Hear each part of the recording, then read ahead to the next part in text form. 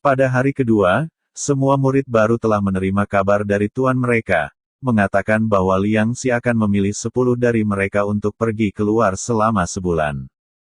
Liang Xi tidak memilih orang luar, kecuali Yuan Shuang, yang lainnya adalah murid Ling Chengzi, yaitu murid juniornya sendiri. Dia tidak menghitung Lin Xianer. Lagi pula, dengan begitu banyak pria yang berkumpul bersama selama 30 hari, akan sangat merepotkan untuk membawa seorang murid wanita. Lin Xianer tidak mengatakan apa-apa, tetapi Liang Xi dapat melihat bahwa dia tidak terlalu senang. Pada akhirnya, Liang Xi akhirnya mengambil 2 lelucon setengah daging dan setengah vegetarian sebelum dia tertawa terbahak-bahak. Liang Xi, kemana kamu ingin kami mengikutimu? Yuan Shuang bertanya dengan rasa ingin tahu setelah memilih kandidat. Mereka semua tahu bahwa Liang Xi akan berperang melawan tuan asing Jue Qingyang, dan mereka semua berpikir bahwa Liang Xi akan membawa mereka ke gunung yang dalam dan hutan tua untuk pelatihan yang tidak manusiawi. Namun, jawaban Liang Xi membuat mereka tertegun untuk waktu yang lama. Kami berlatih seperti biasa, Yuan Shuang, Anda juga bersama kami selama ini, jadi jangan pergi ke tempat lain. Bisakah kamu mengalahkan tuan asing itu dengan berlatih seperti biasa? Mereka semua adalah penjaga istana, dan keterampilan asing telah dipraktekkan secara ekstrim. Lin Xianer sedikit khawatir pada Liang Xi. Namun, Liang Xi tidak peduli sama sekali, dan melambaikan tangannya untuk memberi isyarat kepada semua orang untuk kembali dan duduk. Matanya penuh percaya diri. Ini akan menjadi jelas dalam sebulan. Mereka hanya menguasai keterampilan eksternal, dan kami adalah kultivator asli. Meskipun Liang Xi sangat percaya diri, Yuan Shuang dan yang lainnya masih merasa seperti duduk di atas peniti. Meskipun lebih dari selusin dari mereka semua adalah kultivator sekarang, bagaimanapun juga, mereka hanyalah pemula. Tergantung pada mantra yang telah mereka pelajari sejauh ini, masih mungkin bagi mereka berdua untuk menaklukkan penjaga, tetapi jumlah pihak lain adalah 3 kali lipat dari mereka sendiri. Namun, Liang Xi bungkam tentang rencananya, jadi Yuan Shuang, Lin Xianer dan yang lainnya tidak bisa bertanya lebih banyak. Ketika Jue Qingyang bangun di pagi hari, dia melihat sebuah amplop tersangkut di celah pintunya. Dia meraihnya di tangannya dan meliriknya. Di amplop itu, dia menulis dengan miring, "Saya sudah memasukkan bentuk konfrontasi ke dalam amplop dalam 30 hari, dan pembukaan amplop itu tidak disegel. Anda bisa membacanya dulu dan bersiaplah untuk itu." Jue Qingyang melihatnya, dan amplop itu benar-benar terbuka, memperlihatkan selembar kertas surat. "Anak ini." Jue Qingyang tersenyum dan memasukkan surat itu ke dalam amplop. "Aku ingin melihat trik apa yang bisa kamu lakukan." Setelah berbicara, sembunyikan amplop di dekat Anda, pastikan untuk tidak membiarkan orang lain melihatnya. Selama 30 hari, Liang Xi berlatih, makan dan tidur seperti biasa. Pada siang hari, dia dan murid-murid lainnya mempraktikkan keajaiban Tianlingmen, dan pada malam hari, bersama dengan rubah kecil, mempelajari seni menolak air naga di platform batu di belakang gunung. Fisik asliku adalah tipe kayu, tapi sekarang aku telah menggabungkan kekuatan sejati dan darah keluarga naga sehingga aku bisa mengendalikan air, jadi bisa dikatakan bahwa aku adalah tipe air, dan aku memiliki kayu dan air. Pada saat yang sama, Liang Xi hati-hati mengklarifikasi situasi Anda saat ini. Karena tuannya berkata bahwa kekuatan kayu yang sebenarnya tidak cocok untuk menyerang, tidak bisakah aku berlatih mantra air? Sekarang memikirkan hal ini, Liang Xi tidak bisa mengatakan betapa bahagianya dia.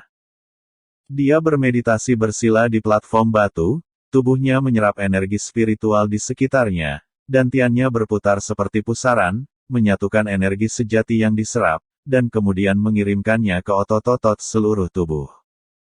Setelah memasuki pencucian zenit yang megah ini berulang kali, tendon Liang Xi hampir 1/10 lebih lebar daripada saat pertama kali mendaki gunung. Dengan cara ini, lebih banyak kekuatan nyata diberikan setiap kali daripada sebelumnya, dan kekuatan trik juga akan meningkat. Saat mengolah mantra naga, Liang Xi tidak meninggalkan latihan ekstremnya. Jika kekuatan sejati 10.000 tahun ditarik keluar dari segelnya, dan kemudian digabungkan dengan kekuatan sejati klan naga, Liang Xi tidak dapat membayangkan betapa mengerikannya hal itu. Melalui warisan ingatan, Liang Xi tahu bahwa klan naga memiliki rahasia. Selama klan naga yang telah mencapai tingkat budidaya tertentu dapat berubah menjadi bentuk naga dan terbang selama 9 hari, itulah naga asli dalam legenda. Hanya dalam sejarah klan naga, hanya 2 orang yang mencapai level pribadi ini. Orang yang paling dekat dengan sekarang juga menghilang 1000 tahun yang lalu. Jadi sekarang tidak ada yang tahu alam seperti apa yang perlu Anda capai jika Anda ingin menjadi naga. Bisakah seekor naga dengan kekuatan sejati 10.000 tahun berevolusi menjadi dewa naga? Liang Xi tidak bisa berhenti berpikir. 30 hari berlalu dengan cepat. Selama periode waktu ini, Liang Xi merasa kekuatannya tiba-tiba berkembang perlahan. Dia mempertimbangkan apakah dia harus meminta tuannya untuk memperkuat pelatihannya setelah masalah istana Zhendong diselesaikan. Pada pagi hari konfrontasi yang disepakati, sebelum fajar, Liang Xi membangunkan Yuan Shuang dan yang lainnya. "Kenapa pagi sekali?" Yuan Shuang bertanya sambil menggosok matanya. Liang Xi memberi isyarat diam dan meminta mereka untuk pergi ke lereng bukit setelah dengan cepat membersihkan diri. "Sekarang aku akan membicarakan rencananya." Liang Xi mengeluarkan cetak biru dari sakunya dan menyebarkannya. Pukul 5:15, 12 penjaga akan muncul, dan mereka akan didistribusikan di 7 posisi ini. Liang Xi melingkari gambar, pada pukul 6, akan ada 18 yang tersisa. Bangun, dan menurut hasil pengamatanku, mereka akan pergi ke pintu kaisar pada pukul 5:30 untuk menunggunya bangun. Gambar Liang Xi ditandai dengan sangat rinci, dan Yuan Shuang dan yang lainnya dapat memahaminya dalam sekejap. Apa yang harus kita lakukan sekarang adalah membunuh 30 penjaga ketika mereka bangun secara berkelompok, mengerti? Liang Xi bertanya dengan suara rendah. Ya, semua orang mengangguk. Sangat sulit bagi 11 dari mereka untuk menghadapi 30 tuan asing, tetapi tidak terlalu banyak tekanan untuk memakan mereka secara terpisah, terutama ketika mereka memiliki Liang Xi dan Yuan Shuang di pihak mereka. Kaisar Jue Qingyang membuka matanya tepat waktu pada pukul 6:30 pagi, yang merupakan kebiasaan yang telah ia kembangkan selama beberapa dekade.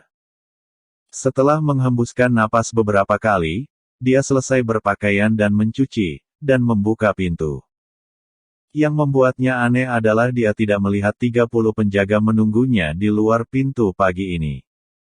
Halaman itu kosong, bahkan tidak ada satu orang pun yang terlihat. Setelah beberapa saat, si Fangqi dari kamar sebelah membuka pintu dan keluar. Ekspresinya sama terkejutnya dengan Jue Qingyang. 30 penjaga. Hari ini adalah hari konfrontasi dengan Liang Xi, mengapa 30 penjaga menghilang seperti dunia menguap? 30 penjaga itu semuanya adalah prajurit yang mati dari istana Zhendong, tidak ada kemungkinan untuk membelot sama sekali, dan di Tianlingmen ini, mereka tidak memiliki alasan untuk membelot. Tepat ketika Jue Qingyang dan Si Fang terkejut, Liang Xi dan Yuan Shuang berjalan ke halaman dengan malas. Liang Xi menggaruk kepalanya dari waktu ke waktu dan melihat ke kiri dan ke kanan, dan dia bisa melihat temperamen nakal. Dalam sekejap, "Liang Xi, kamu?" Si Fang bertanya dengan aneh, melihat ruang kosong di sekitarnya, "Di mana orangmu?" Sebelum Liang Xi bisa berbicara, Si Fang sudah melihatnya mengangkat setumpuk panjang pedang dari belakang. Kata-kata Zhendong Wangfu semuanya terukir di gagang pisau tunggal. Ini adalah pisau para penjaga itu. Si Fang mengenalinya sekilas, dan segera menjadi marah. "Liang Xi, apa maksudmu? Apakah kamu mengatakan mudah untuk saling berhadapan? Apa yang kamu lakukan pada orang-orangku? Kenapa kamu tidak mengikuti aturan?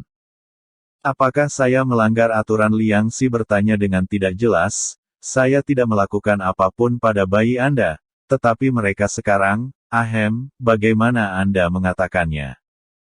"Liang Xi, Kami sepakat bahwa itu adalah konfrontasi.